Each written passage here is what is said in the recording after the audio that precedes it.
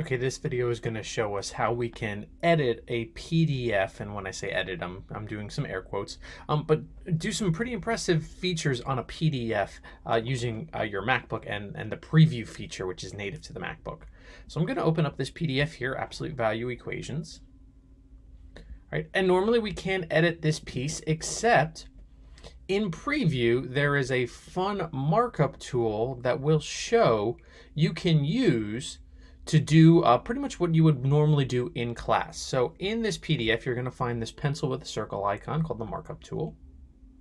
And then it opens up a couple of different features up at the top here.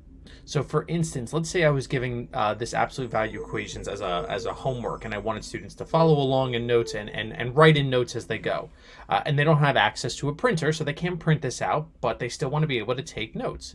They can do things like including a text box by reaching up to this sort of A script here and double clicking.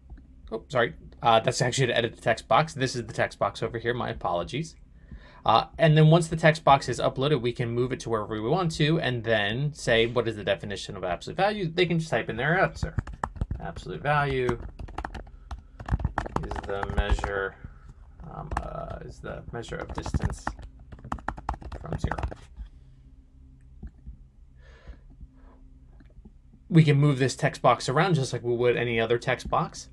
And we can also edit this font using that original icon that we wanted to here. So let's say I want to, instead of make this, I want to change the font and I want to make it impact, I don't know, and then change the color. And you can see that this text box is very similar to what you would normally expect. And students can then go from here and actually really add whatever they need to onto a PDF. I think this is a really powerful teaching tool for something that normally was a pretty tough document. You couldn't edit a PDF, but now we have some flexibility, and it's limited. I recommend playing around, but we can do things like if I wanted to add a shape, let's say I can add in a circle. Maybe there's a math problem or something I want to highlight here. So maybe I want to highlight this notation here of absolute value of -3. I can do that within here. And then I can also change this around. I can change the color of that circle by changing this button up here. If I want to fill in the circle, let's say I want to block off that number, for instance, I can do that if I want to, or leave it open-ended like I did. Change the size of the circle, things like that. So it's pretty intuitive. You can play around with it. One other piece that I do like is you have some pen tools here. So if you want to freehand, you can, let's say circle number 2. If you want to go freehand, maybe you're working a little bit better. What's nice about this then is that it also updates automatically. So maybe it's trying to recognize, hey, you're trying to draw an oval. I can help you out with that if you want to do that. To delete something, you would just click on it and then click the delete button to get rid of anything. And then if you wanted to, let's say you're giving a test through PDF and you want to have students sign at a particular spot, they can do that here as well on their trackpad. So if they just click here, their trackpad becomes a signing space, and they can actually make a signature on that as well, which I think is pretty cool. Once you're done editing your document up, you can go up to the top, and then at File, they can click Save.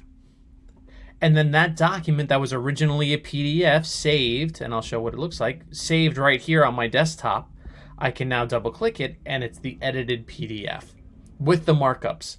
And now a student can then hypothetically send this out, add this to Classroom, send it back to the teacher, put it on Canvas, whatever they need to do. But we can see that the edited document is now fully translatable, just like it would be. You can send it to wherever you would like to, just like a regular PDF was. So using this markup tool in the top right corner, you are able to edit a PDF, which I think can add a whole new dimension to your class if you're trying to send out work remotely. So that's using the markup tool to help edit a PDF.